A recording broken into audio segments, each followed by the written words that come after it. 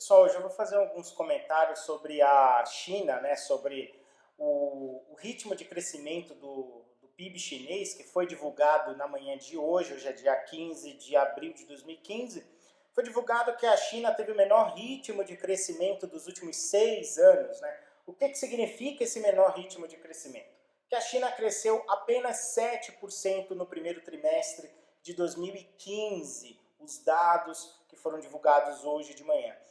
Isso daí significa o quê? Que em relação ao último trimestre de 2014, cujo crescimento foi de 7,4%, a China está demonstrando, digamos assim, mais sinais de fraqueza para os próximos meses. O governo chinês aí que tinha divulgado, enfim, no início desse ano, que não vai mais perseguir a meta de crescimento do PIB de 2015, que era de 7,4%, vai passar agora a perseguir a meta de 7% no acumulado deste ano. A gente tem que levar também em consideração que a China está modificando a sua estrutura de crescimento econômico, a sua estrutura, né, a estrutura da economia chinesa, que antes era principalmente baseada nos setores de importação e de exportação. Muitas empresas chinesas que atuam nesses setores aí eram amplamente beneficiadas pela política econômica do governo do Partido Comunista Chinês, né? A gente tinha aí, digamos assim, vários incentivos às exportações, às importações, várias zonas econômicas especiais foram criadas na China com este intuito de promover o comércio, principalmente o comércio internacional. A gente teve o desenvolvimento de grandes cidades, né? O desenvolvimento e também o fortalecimento de cidades como Xangai, enfim, outras cidades aí, Guangzhou também, Hong Kong, que até então era colônia, né, britânica, que, digamos assim, passou a ser digamos assim, uma cidade autônoma, uma província autônoma da China, mas que tem grande influência também dentro do cenário chinês. A gente teve aí, digamos assim, a ilustração clara, né, desse modelo de crescimento econômico chinês nos últimos anos, nesses setores aí de importação e exportação. Hoje, o governo agora quer fazer o quê? Quer modificar, quer passar agora para, enfim, dar mais atenção para a economia interna, fundamentalmente o setor de varejo e o setor de imóveis, né, os bens imobiliários, que também sofreram grandes valorizações ao longo dos últimos anos, acompanhando efetivamente o crescimento da economia chinesa nos últimos anos, que chegou, né, a anos que tivemos crescimento aí de mais de 14%, teve outros anos que cresceram 13%, mais ou menos o dobro, né, do nosso crescimento, e também puxando o crescimento dos BRICS, né, e principalmente das economias emergentes. A gente teve aí que, com esses dados que foram divulgados hoje, a China realmente apresenta uma desaceleração fundamentalmente causada aí pela mudança de estrutura enfim, da economia, que o Partido Comunista Chinês agora quer dar mais prioridade à economia interna, né? Então, só para a gente desmembrar um pouco esses dados que foram repassados aí ao mercado, né? O que acontece? A gente tem aí que a produção industrial chinesa cresceu 6,4% nesse primeiro trimestre.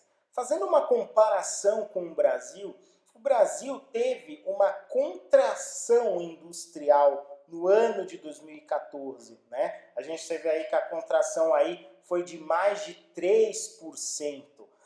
Os investimentos, ou seja, a formação bruta de capital fixa no primeiro trimestre na China avançou 13,5%. Aqui no Brasil, em 2014, nós tivemos aí uma contração de 4,4%, o que fica mais claro ainda, pessoal, que não apenas a economia brasileira está enfrentando uma situação de recessão e talvez também de estagnação, como na própria China, né, que, no caso, esse ritmo aí de crescimento na taxa de investimento já ultrapassou 25% do PIB na China. Isso é muita coisa, uma redução significativa. No caso, as vendas do setor industrial, do setor de varejo e tudo mais, as vendas no geral cresceram 10,6% e os investimentos em imóveis, né? Ou seja, que agora o governo vai focar mais, vai tomar mais cuidado em também fazer uma regulação do mercado imobiliário chinês.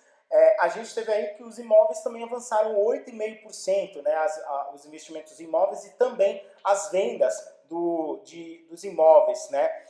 O FMI divulgou no início desse ano também uma projeção, né, dizendo que o ritmo da economia chinesa ia crescer, a China ia crescer o PIB em 6,8% esse ano de 2015, o governo já está buscando aí 7%, só para ilustrar mais ou menos a gente, o Brasil, nessa escala de crescimento. Enquanto as projeções da Índia, por exemplo, estão projetando que ela vai crescer em 2015 aproximadamente 7,5%. A China, entre 7% e 6,8%, vão crescer, que são dos BRICS, né, enfim, as maiores economias emergentes. O Brasil, a gente aqui na nossa consultoria, estamos projetando aí uma retração de 1,4%, isso se não houver racionamento, né? No caso, a gente ainda tem que levar em consideração essa variável, né? Que até agora não foi mencionado, a crise de energia, as chuvas dos últimos meses até que ajudaram um pouco, mas não resolveram a situação. Não é à toa aí que a gente teve vários repasses, né, nos aumentos das tarifas de energia, e até as termoelétricas foram acionadas, né, para evitar, digamos assim, o colapso energético.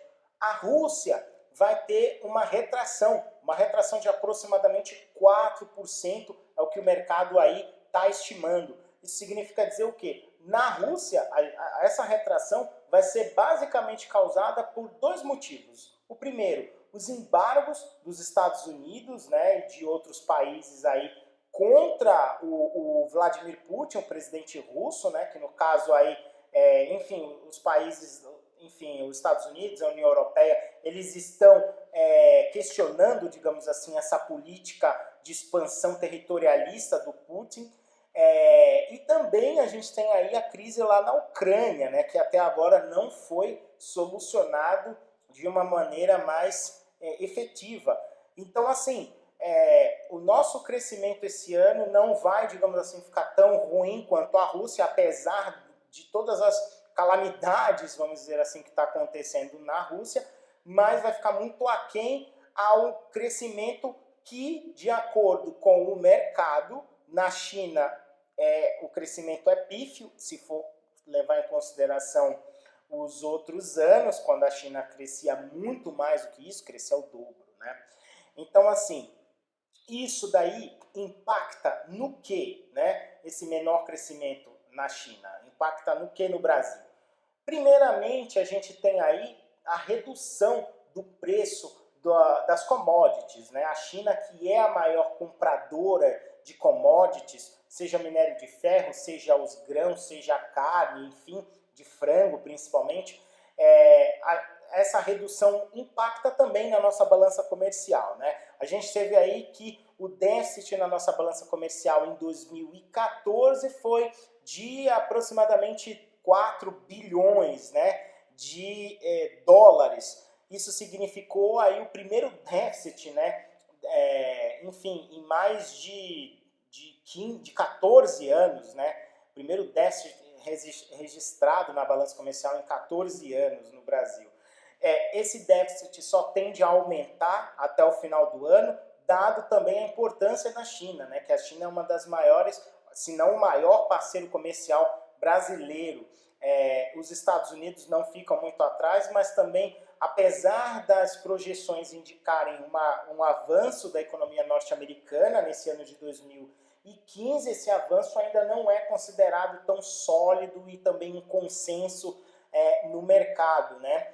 Inclusive também porque a gente está na dependência da divulgação de outros resultados lá nos Estados Unidos, e também quando que o Fed vai aumentar as taxas de juros por lá. Isso daí é uma incógnita. O mercado inteiro está apostando aí mais ou menos lá no meio do ano. A gente também está acreditando que o Fed vai aumentar entre julho e agosto a taxa de juros por lá, o que vai pressionar a cotação do dólar fatalmente aqui dentro do Brasil, né? E, enfim, então assim, essa redução do ritmo de crescimento chinês impacta na nossa balança comercial, impacta também no nosso ritmo de crescimento. A gente também tem que fazer um outro parênteses aqui. Essa crise que nós estamos atravessando, começando a atravessar, ela é 80% causada fundamentalmente pela explosão das contas públicas, né? E não apenas das contas públicas, mas também de muitas falhas estruturais na economia brasileira. A gente teve aí muitos setores recebendo muitos benefícios do governo nesses últimos anos, setores que também não eram competitivos, que eram ineficientes, e o Warren Buffett disse uma frase, certa vez, extremamente inteligente, né? Que ele disse que quando a maré está alta, está todo mundo muito bem, ninguém vê, digamos assim, quem está nu. A gente só vai ver quem está nu quando a maré baixa. E é isso que está acontecendo hoje em diversos setores da nossa economia, né? E também, enfim, isso daí impacta também no preço das ações de algumas companhias em bolsa de valores, como é o caso da Vale do Rio Doce, que nós tivemos aí nesses últimos meses e também nesses últimos dias aí a queda, né, das ações da Vale, mas foi recuperada, né, nesses últimos dias aí, inclusive, eu acho que foi ontem, se eu não estou enganado, segunda-feira, teve aí um aumento, né, o mercado ficou muito animado com a disparada aí das ações da Vale por conta da gradativa e relativa recuperação aí no preço do minério de ferro. Então, assim, pessoal, como que, digamos assim, como que isso vai impactar na nossa economia de forma mais direta, esse menor ritmo de crescimento da China e também essa recuperação, digamos assim, muito tímida ainda da economia norte-americana. Fundamentalmente, né, que por eles serem nossos parceiros comerciais, a gente também depende muito das nossas exportações para atrair capitais também para cá para o Brasil. O que a gente faz? A gente aumenta os juros para atrair capitais especulativos, que normalmente não são capitais produtivos, né? Não estão aí, enfim, não geram empregos, a não ser talvez para o setor financeiro, né? Mas na economia real, propriamente dita, na produção, isso daí não gera muitos empregos, né? A não ser principalmente para aquelas economias que já estão, enfim, que estão em bolsa de valores e que precisam de recursos para se captar, como a gente pode, enfim, considerar, por exemplo, a BR Foods e outras empresas do gênero. Isso daí também é um atrativo, afinal de contas, né? Mas isso daí, o que mais que a gente pode comentar? O dólar no dia de hoje fechou em queda, né, de R$ 3,04 por conta da divulgação principalmente desses dados na economia chinesa. Fechou com o menor valor, né, o menor preço desde o dia 5 de março. Então, enfim, mas a gente não acredita que isso daí vá se manter, tá? A partir do momento que o Banco Central norte-americano der uma sinalização mais clara para o mercado de que, olha, nós vamos sim aumentar a taxa básica de juros, enfim, essa cotação vai subir mais ainda. E também a gente tem que levar outra coisa que a gente está esquecendo aqui, o relaxamento quantitativo na União Europeia, né, o quantitative easing do Banco Central Europeu, que vai injetar 60 bilhões de dólares na economia global, 60 bilhões de euros na economia global todos os meses, né, com o intuito de controlar o risco de deflação na União Europeia. Isso daí também vai pressionar um pouco a cotação da moeda, mas a gente acredita que quando o Banco Central norte-americano e também as divulgações de outros dados importantes que estão para sair nos Estados Unidos indicarem que a economia lá está mais forte, está mais sólida, essa cotação fatalmente vai superar aí a barreira dos R$ 3,25, R$ 3,30. O mercado está apostando aí R$ 3,50, né? Algumas consultorias estão apostando R$ 3,50 no final do ano. A gente está apostando na banda aí de R$ 3,70 a R$ 3,90. Não apenas por conta do que acontece lá fora, mas fundamentalmente isso daí vai impactar no sucesso. Se o ajuste fiscal aqui no Brasil for bem sucedido, desculpem-me, a gente vai ter, digamos assim, uma relativa tranquilidade, porém não uma grande estabilidade de curto prazo. Mas no longo prazo isso daí vai com certeza impactar que a nossa economia e até talvez a própria cotação do dólar aí fique um pouquinho sem grandes oscilações por algum período. Então, pessoal, é isso.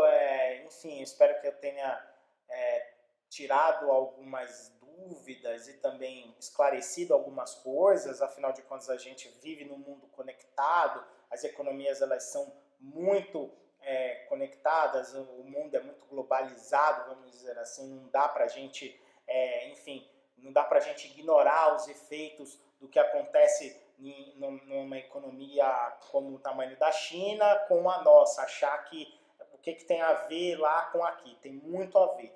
Até porque daqueles 80% que eu disse que era culpa dos desequilíbrios internos da nossa economia, realmente essa crise, os outros 20% aí a gente pode levar em consideração que também ainda alguns efeitos aí das oscilações na economia global. Então é isso, a gente volta aqui em outros vídeos, enfim, se for necessário, para fazer mais análises e quero agradecer a todos e muito obrigado.